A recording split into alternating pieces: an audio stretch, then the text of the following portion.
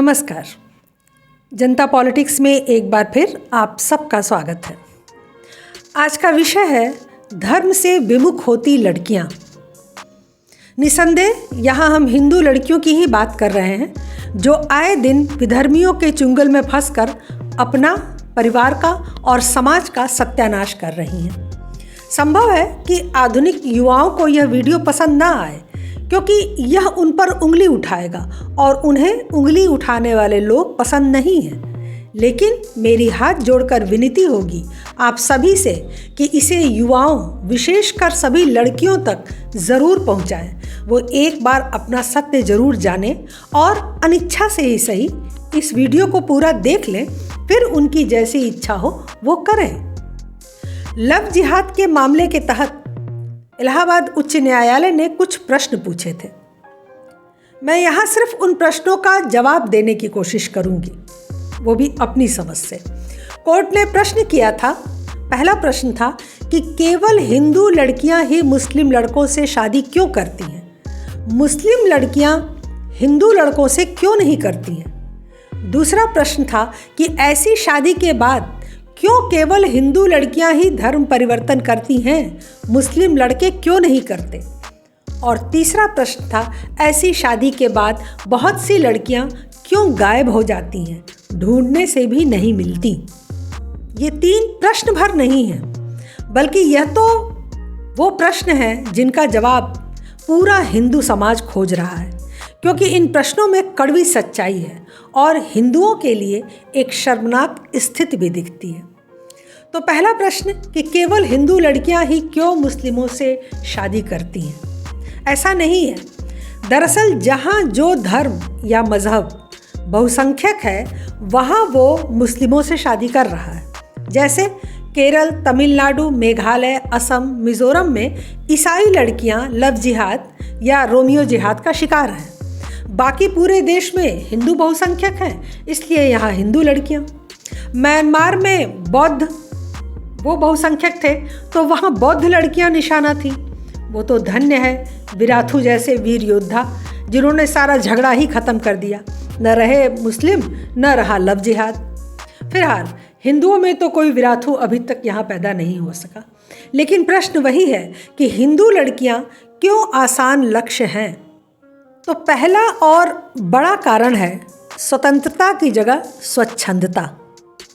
स्वतंत्रता जब अपनी सीमा लांघ जाती है तब वह स्वच्छंद हो जाती है। स्वतंत्रता में जो तंत्र शब्द है उसका मतलब है शासन, और स्वच्छंदता में जो छंद शब्द है उसका मतलब होता है इच्छा, अपनी इच्छा। अर्थात स्वतंत्रता में हम तंत्र या शासन के अनुसार कार्य करते हैं, जैसे माता पिता, भाई बहन, मित्र समाज, इन सबके दायरे में रहकर कार्य करते हैं। जबकि स्वतंत्रता में हम सिर्फ अपनी इच्छा से चलते हैं, किसी बंधन, किसी आदेश, अनुग्रह या अनुशासन को हम नहीं मानते। मुख्यतः संगीत और शोर में जो अंतर होता है वही स्वतंत्रता और स्वच्छंदता में होता है। आज लड़कियों को यह एहसास होने लगा है कि उन्हें बंधन में रखा जा रहा है। उन पर सामाजिक, पारिवारिक, मानसिक हर तरफ से बंधन है। ये करो, ये ना करो, और वो इन सब से आज़ाद होकर जीना चाहती हैं, जिसके लिए उन्हें घर और समाज से बाहर कोई कंधा तलाशना पड़ता है। यह बात अलग है कि फिर वो कंधों पर जाने लायक भी नहीं बचती, लेकिन यह सोच कि समाज में महिलाओं पर जुल्म है, अत्याचार है, बंदिशें हैं, उन्हें ऐसे उच्छृंखल रास्ते पर ले जाती हैं कि वो फिर कभी वापस नहीं लौट पाती। आधुनिकता और दिखावे का जो नशा है वो इसमें और ज़्यादा उन्माद घोलता है। आधे नंगे होकर शराब सिगरेट के साथ रात के 2 बजे तक नाचने, गाने और अनजान लड़के लड़कियों के साथ घूमने को वो आधुनिकता मानती है। पहले प्यार से लेकर प्री वेडिंग शूट तक की अश्लील फ़ोटो सोशल मीडिया पर गर्व के साथ पोस्ट करती हैं, और इन सारी बदमिजाजी का फ़ायदा उठाने के लिए जिहादी पहले से इनकी ताक में रहते हैं और ख़ुद को आधुनिक व खुले विचारों वाला बताकर इनका विश्वास जीत लेते हैं। फिर क्या होता है वो आप सबको पता है। दूसरा जो मुख्य कारण है वो है धर्म से दूरी। आजकल युवाओं में नास्तिक होने का बड़ा ट्रेंड चल पड़ा है। लड़के लड़कियां धर्म को आडंबर और पुरातन पंथी बताकर उनसे दूर हो रहे हैं। इसके जड़ में पहला तो परिवार है, जो बचपन से धर्म के मायने नहीं समझा सका उन्हें और उन्हें धर्म से नहीं जोड़ सका, क्योंकि वो खुद भी धार्मिक नहीं है। टीका, तिलक, रुद्राक्ष, मंदिर जाना, यह सब उनके व्यवहार में नहीं रहा, तो बच्चों के व्यवहार में कहाँ से आएगा। दूसरे धर्मगुरु हैं, जो पैसा जोड़ने, पाखंड और अंधविश्वास फैलाने में अधिक रुचि रखते हैं। कोई धर्मगुरु लव जिहाद, नशा, चरित्रहीनता, नास्तिकता, धर्मांतरण आदि की समस्याओं पर कुछ नहीं कहता। न युवाओं को जोड़ते हैं, न उनका मार्गदर्शन करते हैं। तीसरा मीडिया और फिल्म सीरियल आदि है, जो हिंदुओं के कितने खिलाफ हैं वो सभी को पता है। किस तरह से वो हिंदू और सनातन धर्म को एक कुप्रथा बताते फिरते हैं, जो हिंदू धर्म गुरुओं को तो खूब हाईलाइट करते हैं, चाहे निर्मल बाबा हो, चाहे राधे माँ हो या आशाराम बापू। लेकिन मुस्लिम मौलवियों और ईसाई पादरियों के बड़े से बड़े कुकर्मों, उनके अंधविश्वास, उनकी कुरीतियों पर कभी कोई चर्चा नहीं करते। हिंदू विरोधी ताकतों का प्रचंड प्रचार है देश में। चौतरफा षड्यंत्र है, युवाओं को भ्रमित करके नास्तिक बनाने का और फिर अपने धर्म में उन्हें खींच ले जाने का। हिंदू इसके खिलाफ कुछ नहीं कर पा रहे हैं, बिल्कुल बेबस है। हिंदू संगठन भी अपनी अपनी ढपली, अपना अपना राग छिड़कर बैठे हुए हैं। पथभ्रष्ट हो रहे युवाओं को रोकने, उनका मार्गदर्शन करने या उनकी समस्याओं को सुलझाने वाली कोई संस्था नहीं है। कुछ लोग प्रयास कर रहे हैं, लेकिन उनकी पहुंच बहुत सीमित है। इन सब कारणों से लड़कियां धर्म के रीति रिवाजों से दूर होती चली जा रही हैं, और अगर वो उससे जुड़ भी रही हैं तो उसे मनमाना स्वरूप देकर जुड़ रही हैं। जैसे डांडिया नृत्य, इसमें वो ज़रूर जाएंगी, क्यों जाएंगी वो अलग प्रश्न है। तीर्थ स्थानों या मंदिरों में भी यह पर्यटन और फोटोबाजी के लिए जाएंगे। किसी सामाजिक उत्सव में खुद को दिखाने के लिए जाएंगे। भावना, लगाव, जुड़ाव, लगन, श्रद्धा, विश्वास, इन सब से कोई नाता नहीं है इन युवाओं का।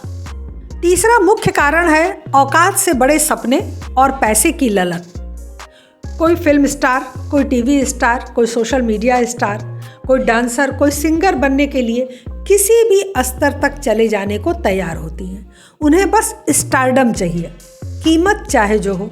और ऐसी लड़कियां सबसे ज़्यादा जिहादियों की गिरफ्त में फंसती हैं। दूसरे कम समय में ज़्यादा पैसा कमाने या ज़्यादा पैसे वाले लड़के से संबंध जोड़ने में वो कोई गुरेज नहीं करती। जिहादियों के पास इसकी ट्रेनिंग होती है और विदेशों से आया मोटा पैसा होता है, जिससे वो तात्कालिक अमीर बने फिरते हैं, दिखाते हैं अपने आप को, और ऐसे मायाजाल में इस लड़कियां फंस जाती हैं। वो अपना पैसे का वर्चस्व दिखाते हैं और सामान्य या गरीब घरों की लड़कियां इसमें बहक जाती हैं। कई बार तो बड़े घरों की लड़कियां भी इस तरफ चली जाती हैं, क्योंकि उन्हें पैसे वाला पति चाहिए होता है। इस अंधेपन में वो कुएं में कूद पड़ती हैं और फिर उन्हें अंधेरे के सिवा कुछ नहीं मिलता। पहले कहा जाता था कि कैरियर ओरिएंटेड लड़कियां यह सब नहीं करती, लेकिन अब कितनी श्रद्धाएं कैरियर में सेटल होने के बाद भी बहक जा रही हैं, बर्बाद हो जा रही हैं। वहीं मुस्लिम लड़कियां एक दायरे में पलती बढ़ती हैं। बचपन से ही बुर्के, हिजाब से ढकी तुपी वो बड़ी होती हैं। स्वभावतः उनमें दबकर रहने की प्रवृत्ति आ जाती है। कम उम्र में शादी भी हो जाती है, फिर परिवार की जिम्मेदारी में जीवन बीत जाता है। आधुनिक समय में भी 20% लड़कियां ही नौकरी, कैरियर और बाहरी दुनिया का रुख करती हैं। धर्म उनकी जड़ों में होता है, बचपन से ही उनमें बो दिया जाता है। इसलिए धर्म बदलने की घटनाएं यदा कदा ही मुस्लिम महिलाओं में सुनाई देती हैं। इलाहाबाद कोर्ट ने यह भी पूछा था कि हिंदू लड़कियां ही क्यों धर्म बदलती हैं, मुस्लिम लड़के क्यों नहीं। तो इसका जवाब सबको पता है। मुस्लिम धर्म के प्रति कट्टर होते हैं और हिंदू लिबरल। तो धर्म कौन बदलेगा? एक व्यक्ति बिना नमाज के रह नहीं सकता और एक कभी मंदिर और पूजा की सोच नहीं सकता, तो धर्म कौन बदलेगा? और फिर धर्म बदलकर विधर्मी बनाने के लिए ही तो ये जिहाद है। तो धर्म बदलवाना तो सबसे ज़रूरी कदम है। कोर्ट ने यह भी पूछा था कि ऐसी लड़कियां गायब क्यों हो जाती हैं। तो उद्देश्य पूरा होने के बाद उनके रहने न रहने का क्या औचित्य है? अगर वो सिर झुकाकर विधर्मी बनके बच्चों का पालन पोषण करती रहती हैं तो वो जिंदा मिल जाती हैं। अगर वो चू चापड़ करती हैं, प्रश्न उठाती हैं, विरोध करती हैं तो वो गायब हो जाती हैं। बिल्कुल सीधी सी बात है। अब सवाल यह है कि हिंदू समाज क्या करे? समस्या ये है कि रोग शुरू होते ही दवा नहीं की जाती है हमारे देश में। थोड़ा पाल पोस कर जब रोग को बढ़ा लिया जाता है तब दवा की सोची जाती है। इसीलिए अधिकांश बार दवा असर ही नहीं करती है। जब लड़कियों में बात न सुनना, कहना न मानना, अकेले बैठना रहना, चीखना चिल्लाना, चिड़चिड़ापन, गुस्सा करना, उल्टा सीधा जवाब देना आदि लक्षण नज़र आएं तभी सतर्क हो जाना चाहिए। उन्हें विश्वास में लें, उन्हें समय दें, उनसे बातें करके उनकी समस्या जानें, उन्हें पूरी स्वतंत्रता दें, उसे कैरियर बनाने, अच्छे दोस्त बनाने के लिए प्रेरित करें, खुद भी उसके दोस्त बने, अपने सुख दुख, अपनी परेशानियाँ, अपने अच्छे दिन यह सब उससे शेयर करें, बचपन की बातें बताएं, उससे अपनापन और स्नेह मिलेगा। वो खुलकर मन की बात कह सकेगी और कभी किसी गलत रास्ते पर वो नहीं जा सकती है। अगर शुरुआत में आप यह कहकर निकल गए कि लड़की बहुत जिद्दी है, गर्म मिजाज है, छोड़ो, तो फिर एक स्टेप और आगे निकल जाएगी। बॉयफ्रेंड गर्लफ्रेंड बनाना आज 8th क्लास 10th क्लास से ही शुरू हो जाता है। लेकिन किसे बनाएं, किस दायरे में बनाएं, यह सब उसे बताना समझाना उचित है। इसकी कमियां और इसमें कैसे गलतियां हो जाती हैं उस पर बात करनी चाहिए। आधुनिक युग में रोकने, टोकने और समझाने का तरीका भी आधुनिक होना चाहिए। पुराने तौर तरीके आज काम नहीं करेंगे। अब उनसे यदि उन्हीं की भाषा में, उन्हीं की सोच के साथ बात करने व समझाने का ये समय है। अगर ऐसे किया जाए तो उसका फ़ायदा मिल सकता है। परिवार को धर्म से जोड़े रहें। धर्म बच्चों पर थोपे नहीं, बल्कि उन्हें आत्मसात करवाएं, उसका पालन करवाएं, उनकी रुचि बढ़ाएं। ज़रूरत जितना ही अंकुश रखें। अविश्वास करना, शक करना, पीछे पड़ना, हर बात में टोका टाकी, ये कोई भी बच्चा पसंद नहीं करता और इससे दूरियां बढ़ने लगती हैं। सनातन धर्म की बुनियाद है ये लड़कियां, इन्हें कमज़ोर न होने दीजिए, अन्यथा धर्म का आधार बिखरने लगेगा। आज के लिए बस इतना ही। हमारे चैनल को सब्सक्राइब करें, लाइक करें और सभी प्लेटफॉर्म पर शेयर करें। और आपसे विनम्र अनुग्रह है कि हमें कमेंट्स ज़रूर लिखा करें, जिससे हमें पता चले कि क्या कमियां हैं और किन कमियों को हमें और बेहतर करना चाहिए। धन्यवाद। नमस्कार।